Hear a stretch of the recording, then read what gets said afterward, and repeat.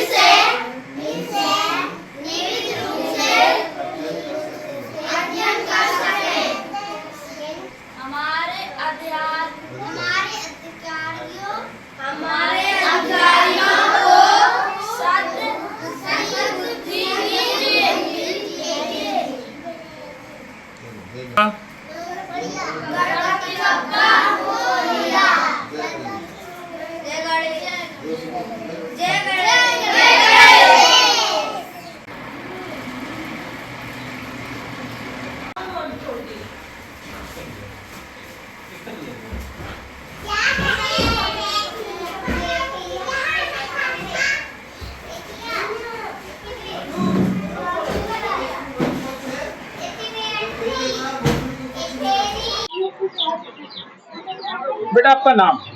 बीरेंद्र खुशराम। बेटा क्या समस्या है? हमारा सारा भवन जर्जर हो गया है,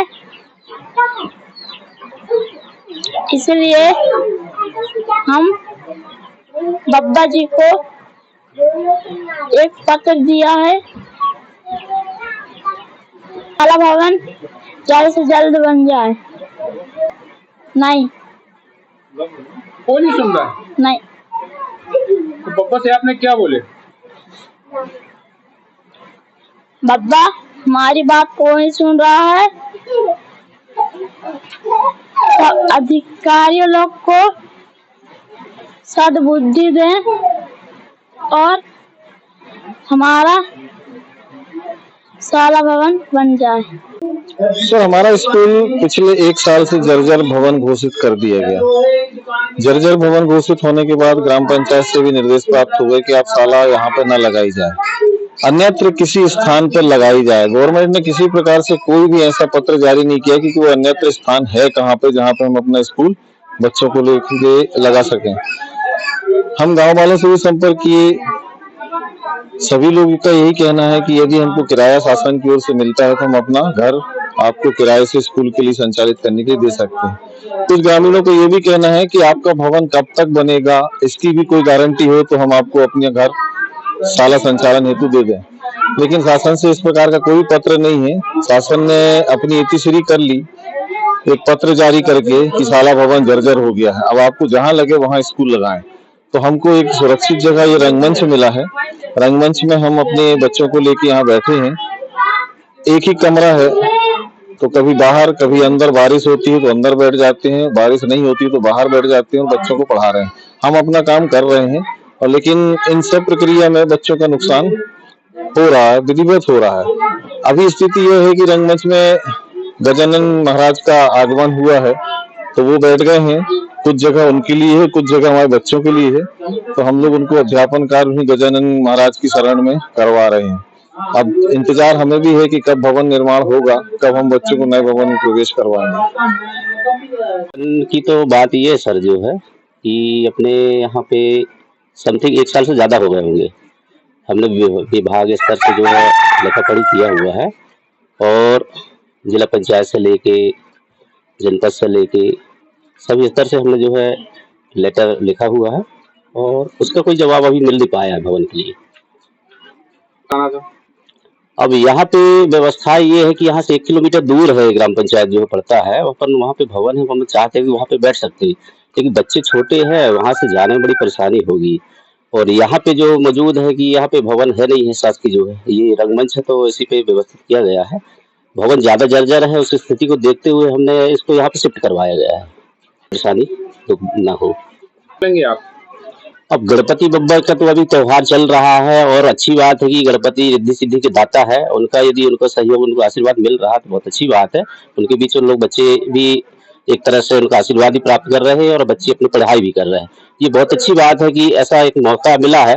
हम चाहते तो वो पंडाल बाहर भी बनवा सकते रहे गणेश जी का, लेकिन ये सब लोगों की सहयोग है जो आज ये बीच में बैठे हुए बब्बर जी। मंडला से सलीम खान की रिपोर्ट।